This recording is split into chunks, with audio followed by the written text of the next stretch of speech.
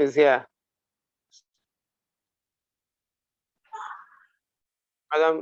Madam Chairman is here, and so Good morning, comrades. I'm sorry I'm joining in late. Acting moderator. No, madam, you are welcome, comrade. No, chair. you continue as moderator, comrade. The chair will take over for the organizational discussion. Let us settle in. Okay. Okay, make sure settle low. Okay, thank you very much. Good morning, comrades, and welcome to the SWL weekly meeting, monthly meeting, you know, where we're supposed to discuss issues of importance to us, obviously. We normally will kick off with the theoretical discussion. I know that the discussion this morning, the theoretical discussion this morning, I believe, is on the issue in Afghanistan, if I'm correct. Correct me if I'm right. And I think Comrade Baba Ye will take the lead of that discussion. I think we'll give you 10 minutes, and then so that I can get contributions for another 5 to 10 minutes before we go into other plans for the meeting. So, Comrade Iron Lion, if you're ready, please kick off. Thank you. Thank you, Comrade Chair. Well, you're not right, you are left. But well, to the topic, it's a very interesting thing and very important. I mean, what is happening in Afghanistan, and a lot has been said of how the Taliban has taken back power, and the possible impact of this on rights.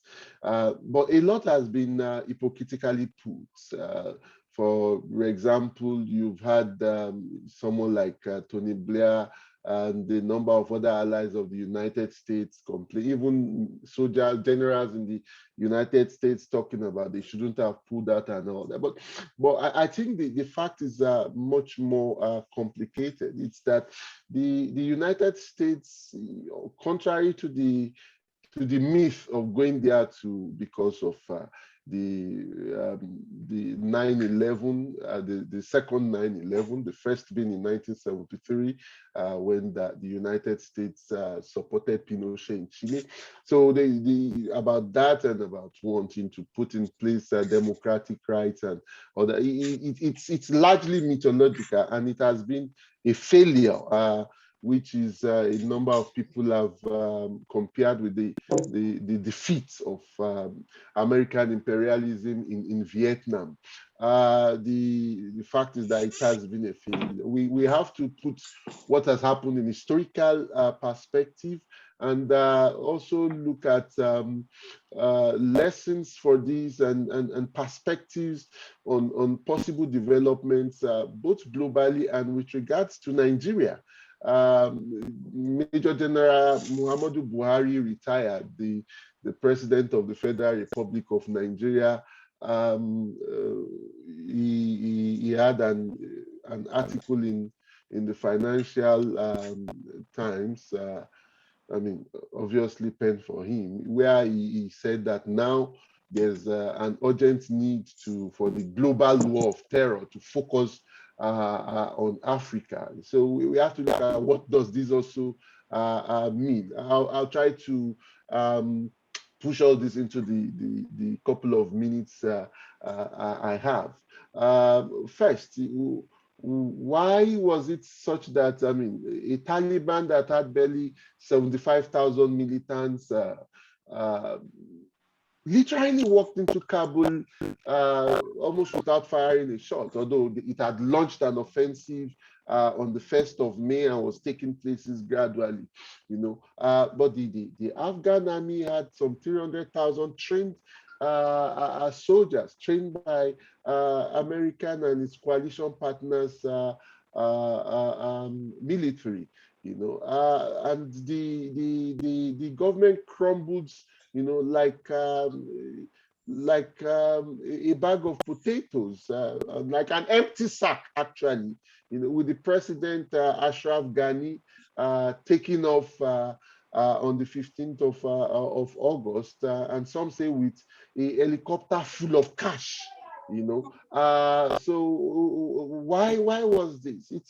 It's largely because what the the government, that the American imperialism has propped up since for most of the period of its 20-year invasion, has been as terribly corrupt as you can imagine. It was not just a military battle that was lost, but the fact that the regime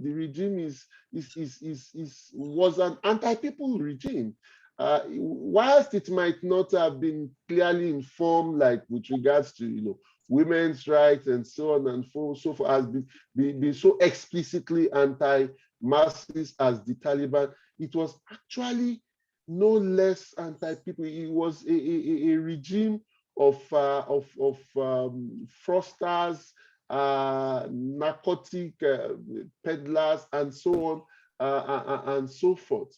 So what happened was a disaster waiting, to take shape, so beyond whether it was Trump that had signed a deal earlier with the Taliban or not, the deeper roots of what is happening is that the American imperialism, as well as the local bourgeois which it propped up, never acted in the interests of the poor masses of Afghanistan. And it did not just start with the 20-year invasion. Even what led to this, the long-drawn series of civil wars, you could see the play of geopolitical interests between the United States and then Russia and several other minor countries' involvement. But at the heart of it was power. It was the Mujahideen were supposed to have come to fight a religious war, but it was not. When the Russian-backed PDPA government crumbled, they still continued fighting amongst themselves in 92. And by the time the Taliban took up power in two-thirds of the land expanse. Could anyone not speaking mute, please? By the time that happened, it was. By the time that happened, the country had been ungovernable before then. So all this contributed to how the Taliban emerged. But we have to still reiterate the fact as well that the Taliban's emergence and Osama bin Laden's emergence, the United States contributed to this. Why is this important? It's important because it highlights the fact that for America, for the American state and the global capitalist class, it's not about just fundamentalism.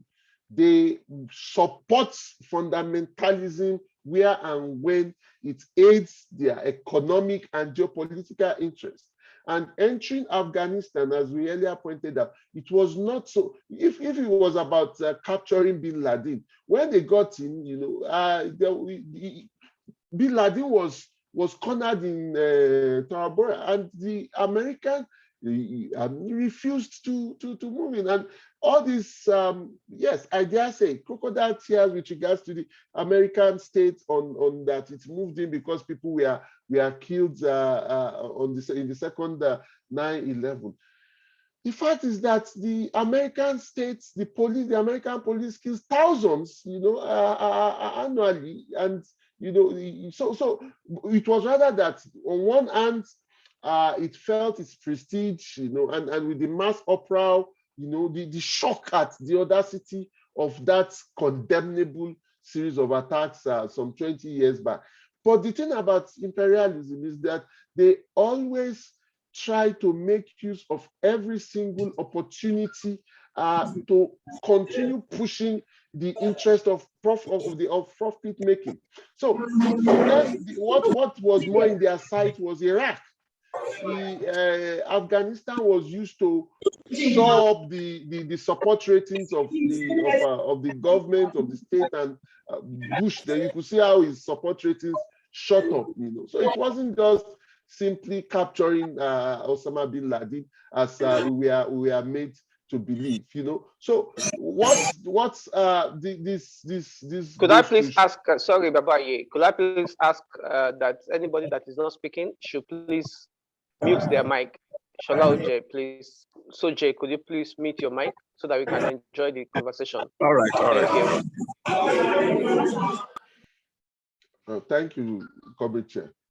So and when they came in as well, contrary to this view of democracy, transparency, and all the people they put in power, I mean, these were some of them, like even the General David Petraeus, who was in charge of the U.S. forces on ground for a year between 2010 and 2011. He described them as nothing but he described the Afghan state that they helped to establish as nothing but a thuggish mafia state, quote and unquote.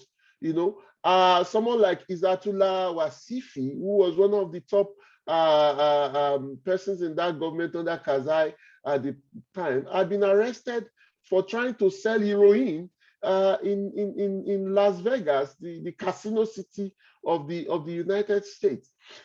These people moved out monies from Afghanistan into their bank accounts in New York, in Dubai, in London, and so on and so forth.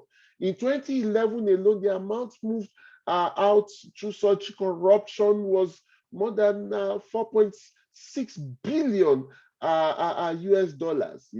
Offices were bought, and it stank to the high heavens. So the governments that has been overthrown, or that's true in the towel now, was neither democratic nor was it in any way transparent. So a lot of people are happy with the defeat of American imperialism in this case. But does that mean we support the Taliban? No, absolutely not. The Taliban is a reactionary movement in every sense of the word, ideologically and politically. But the thing is to contextualize, showing how, yes, there's difference between this right-wing movement and the imperialism, but that they all have a common purpose, and that purpose is the continued exploitation and oppression of the working masses, women and youth in Afghanistan.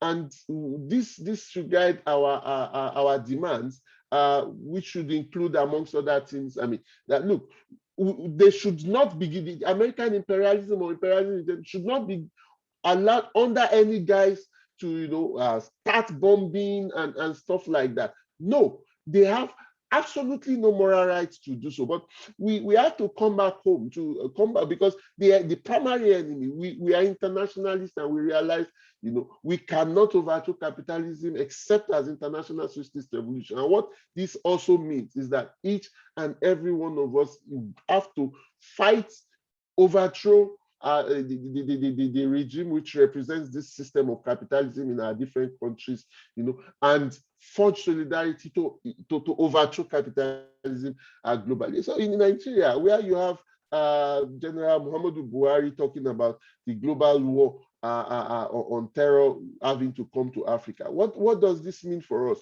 First, you have a situation where the argument is raising is that there's need for investment, particularly in infrastructure, because we need to win the hearts and all that. But and he gave a very, very watery example that part of their gains, the gains of which everybody in Nigeria knows is absolute bunkum. That the APC government, is built train rail line from Niger and all this as part of its means of undermining Boko Haram influence in the Northeast. But healthcare, education, all these still remain beyond the reach of the bulk of people in the Northeast and across the country. Insecurity has become generalized, largely because the APC regime has been unable, to meet to fulfill a single one of its campaign promises of ending the conflict, to addressing corruption. Corruption has continued to stink to high heavens, just as with the Karzai and co government, the regime that has been overthrown in Afghanistan. And thirdly, the economic crisis, ensuring employment and all that. Unemployment rates are shot through the roof. Some of the highest we have had, over 33% in ages. So, and for youth unemployment is about half of the entire youth looking for work. So all these are contributed, to kidnapping, and so on and so forth. So the issue of the more sectarian in terms of religion as its ideology aspects of the insecurity that has become generalized is one that also it has been pointed out, including by people that have worked as intelligence in the high echelons of the state intelligence, that a number of people in government within the ruling class are complicit. They are complicit, and they are playing. It's a more complicated thing here, but they also contribute to playing it as part of a chess game of power to keep the masses as oppressed. So for us, we point out that war on terror is a fraud. It's a fraud behind which lurks capital's power in deepening the hold, in tightening the hold on the neck of the already oppressed masses. What we want is a war on capital, a war on the elites whose politics, whose profit-seeking activities continue to result in worsening economic realities for the masses and promoting sectarian violence, promoting generalized insecurity in so many ways. And in this light, the trade unions and all radical and revolutionary groups need to demand system change as against war in terror. I sum up. Thank you, Comrade Chair.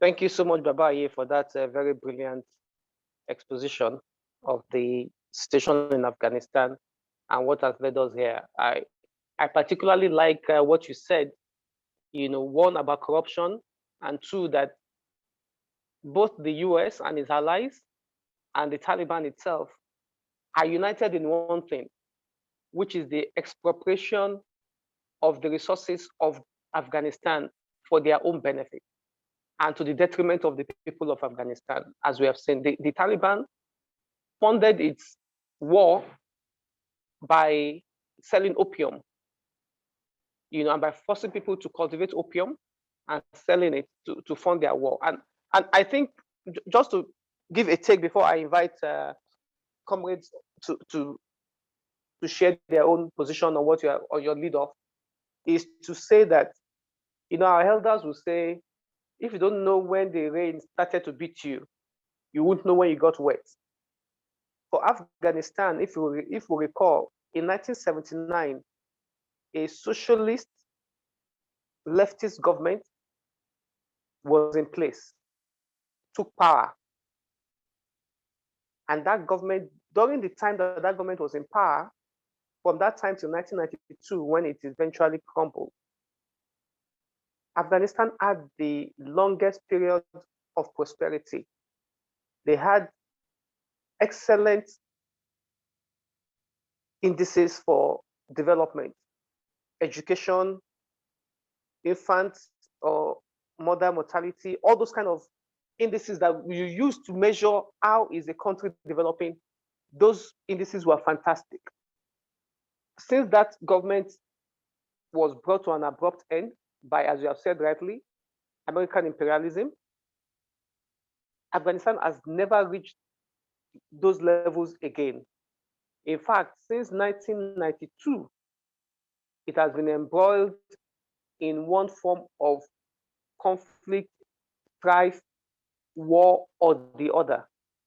And so, as socialists, we must take a look at this is where the rain started beating the people of Afghanistan, because the US, uncomfortable with a socialist government in Afghanistan, did all it could to remove that government and funded the Mujahideen, the so-called Mujahideen, to fight that government and bring it down. It was a response to that US policy. In fact, Reagan, in one of his first meetings as president of the US, met with leaders of the Mujahideen and labeled them as if, look, these guys are akin to our founding fathers. That is what Reagan said in 1980 or 81 when he met with the leaders of the Mujahideen. So the USSR at the time, trying to, of course, this Cold War, this proxy war, trying to defend that socialist government in Afghanistan, sent in troops to help bolster that government. And the Mujahideen said they were fighting against this quote and unquote foreign invasion. And to make it clear, even after the Soviet Union withdrew in 1989, withdrew its troops in 1989, that government was still in power until 2.5 years later, before it completely fell. Compare and contrast with what before the US could withdraw its troops, the OPI government that they put in place in Afghanistan over the last 20 years collapsed even before the US could withdraw. That shows you that it had no support from the people at all, because if it had support, just like the leftist government had support at the time, people had defended it to a reasonable degree. It had zero support. And as you said rightly, Babaye, in fact, there's an article I just read yesterday, or the day before yesterday, in the Foreign Affairs, Foreign Policy magazine, telling us how American corruption caused the fall. In fact, the title is Afghanistan Corruption Was Made in America. Just telling us how corruption, which you made very clearly in your lead off, contributed substantially to what we have seen happen in Afghanistan, and how the reactionary, the anti-people Taliban, because they are really, as you have said, they are reactionary. They claim to be carrying the banner of Islam, but really their acts are un-Islamic. This was the same group that will go and bomb people in hospitals as part of their campaign. They are killing people on the streets, so they cannot be Islamic. Because even in Islam, you are told that for you to kill one person is as if you have killed the whole world, and that you cannot take any life unjustly. So for them to go about on their bombing campaign, it's obviously nothing. It is using Islam as the ladder to gain political power, which is what they have done. But as you have said rightly, all this is brought about by American imperialism. It is the need to expropriate labor and resources. And that is what we are going to see continue, unfortunately. Let me open the floor to other comrades who may like to make a comment on this. We'll have just about 5 to 7 minutes more. I see Comrade Shola. If there are any other people that want to talk, if you could kindly raise your hand on the platform so I can recognize all of us in that order. So for now, I think it's only Comrade Shola that wants to make a contribution on this topic. Please go ahead. Okay, thank you, Comrade Chair. I so much like the conclusion of the speaker, connecting the Afghanistan experience of what is happening to what is coming about in Nigeria and the perspective with which we should look at it. Because if you can recollect vividly, in the last 20 years in Nigeria, it has been a very harrowing experience of insurgency, banditry, of political killing, and a lot of things that is anti-MISIS.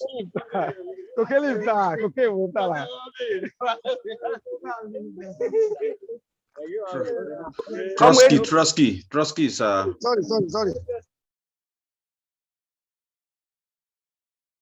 Yeah, go ahead, please. Yeah. What I'm trying to buttress is the fact that, like Babai pointed out, I think we should focus more on the lessons for Nigeria, or lessons to be drawn in Afghanistan with the Nigerian experiences of violence, insurgency, and which is unequal in Nigeria history, and what may likely come about with the PMB statements that America and the UK, they should come to Nigeria's aid. There are a lot of stories. I don't know why the international communities chose at this particular moment to isolate Nigeria. Probably they want to aggravate this crisis, which may lead to a sort of emergency, whereby the United Nations will give a sort of a vote for the ally to come to Nigerians and everything, which will eventually lead to war on the common man. And then, but the question here is that how do we rally around the working class? Because I've read a lot of history, concerning the role of the working class, when we are talking of insurgents, when you are talking of war, especially which is class, the war supposed to be on capital. And that is the perspective with which we should be looking at this crisis, But once they are able to spread their boundary beyond north, we are going to run into a very big trouble in Nigeria, because as at that time, even when the workers want to, when they will now realize what they're supposed to be doing and the roles they're supposed to be playing, I can bet it that the Western powers, because of the resources that we have and because of the way they want to keep us low, just like our ruling elites, they want to make sure that the masses are suppressed, in order not to be able to take action. People are confused. My fear is that the workers are more confused. The leaders are not ready to take appropriate step in order to rally, all the working class in Nigeria together against this insurgency. We are watching practically the people who are involved. They are youths, they are blacks, Fortunately, there's no black there, so which means that, one thing is leading to other, unemployment, and series of chaos that has been, accumulated over the years, is leading to this banditry, kidnapping, and everything. And it's like the government is no longer in control. Because what is the ratio of police or the army to the unemployment ratio, for instance? Let us forget about insurgents and the banditry. We are talking of the people who are not even employed at all. The rate is higher than the security forces we have in the country. And then so the system is so loose that the government is just focusing on managing time to finish its term, which is the next 2 years. That is what Buhari is hammering. And I believe that it's beyond Buhari, it's beyond this government of APC or anything, It's a class war on the masses. Thank you, comrade. It's a class war on the masses. So we should look at how we should organizing forum, for the workers in order to bring them to the knowledge of this. That is my state. Thank you. Thank you so much. Are there any other contributions on this?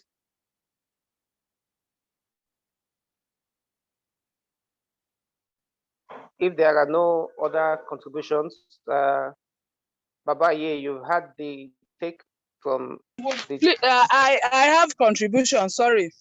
Okay, Madam. I am looking also. Okay, thank you, Chair.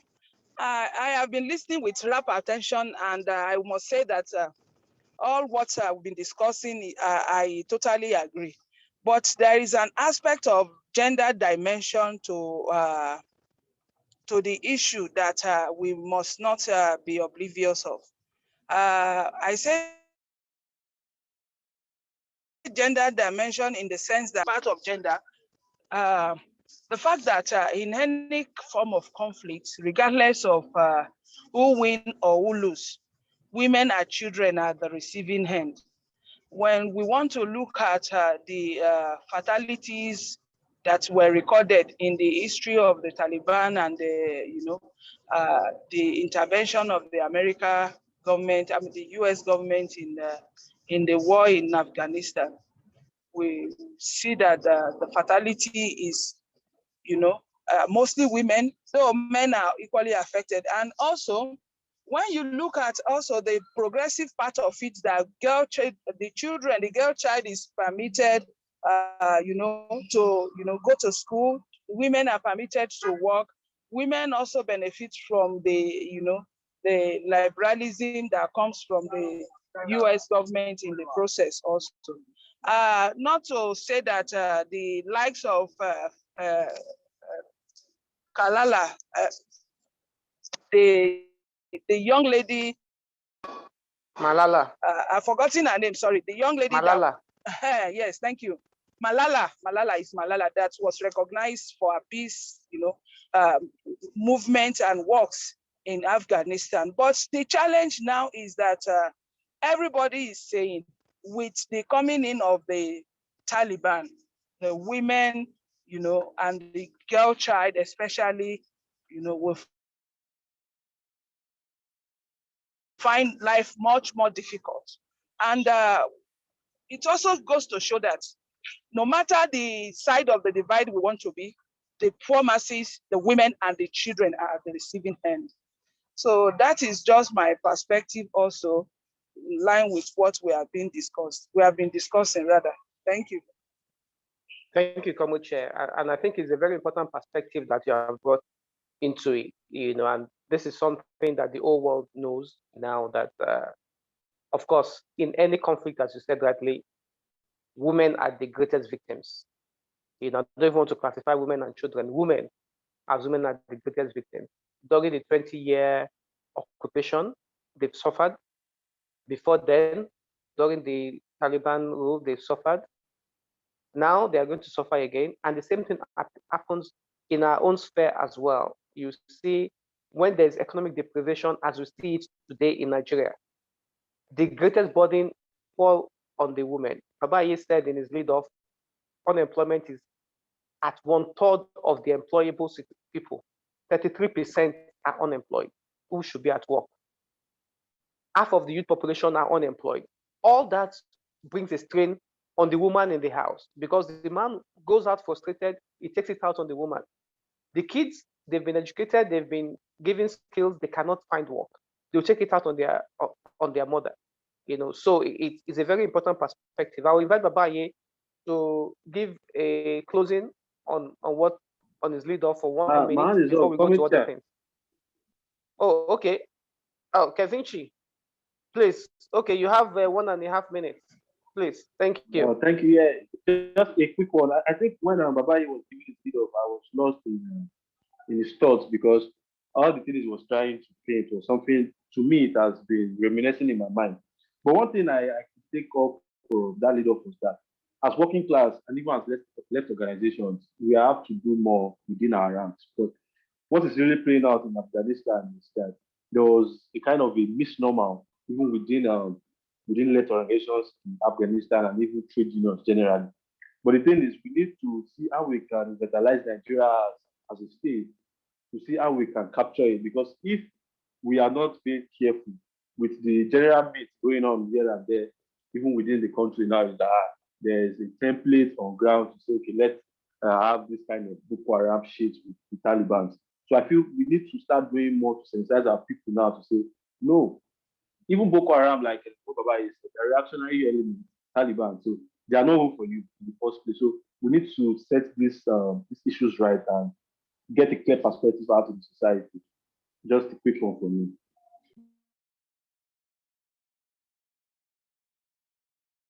Thank you very much, Comrade Kavinci, for your perspectives. It's quite valid. Babaye, 1 minute to round up so that we go into the other matters of the day. All right, I would try to use 59 seconds. Well, yeah, thanks for the contributions, comrade. I want to say that one thing, and which comes out sharply, is that fundamentalists they're part of they might not necessarily be part of the ruling class, but they are often co-opted in different ways. Apart from the Taliban, I'm happy with SO's pointing out, underlining the fact that we relate it to the situation in Nigeria. Boko Haram did not just become what it was. We all knew how in 2003 it was courted by people like Senator Ali Shetima, who then was running for governor, and how this helped. It made resources available for them. It made you meant SARS. SARS, yes, Senator Yes. Ali Modu Sharif. Yes. Senator Ali Modu Sharif, you know. So it was just like a Nigerian version of what happened in between 1979 and 1989 in Afghanistan. So the fact is that the Taliban, just like Boko Haram in Nigeria, are monsters, Frankensteins, created by the ruling class. So, and this is something that always has to be underlined. So fighting for system change, you know, means stopping not only the puppet, but the puppeteers whose puppet now went gaga, so to speak. And on the aspect of women's rights and gender equity, I agree absolutely, and that's part of why we don't consider the Taliban progressive in any sense. As a diversion, but this is also very important. The situation in Afghanistan reflects the foolishness which you have quite often in several aspects on the left of that. You have to be either for or against. I mean, this informed several on the left supporting the Soviet Union as some form of degenerate worker state, and the East Bloc as some deformed worker state. You don't necessarily have to choose between Satan or devil, while realizing that yes, Satan is Satan, you know, or Lucifer and devil. You don't necessarily have to. We don't necessarily have to be on either of the camp of either or. We are against American imperialism. When we're against, you know, Talibanism, we are for working class people in Afghanistan. You know, just as we are for working class people across the world. The fact to some extent, we might say yes, during the occupation, at least girls' child could go to school and so on and so forth. But I think the fact is also the reality was much more complicated. The middle class women were primary beneficiaries. And don't forget, during that occupation, some 241,000 people were killed. This included women. It's not to reopen the discussion, just to round up. Yes. So okay. I'll round up there. So it is to say that yeah. Long story short is that the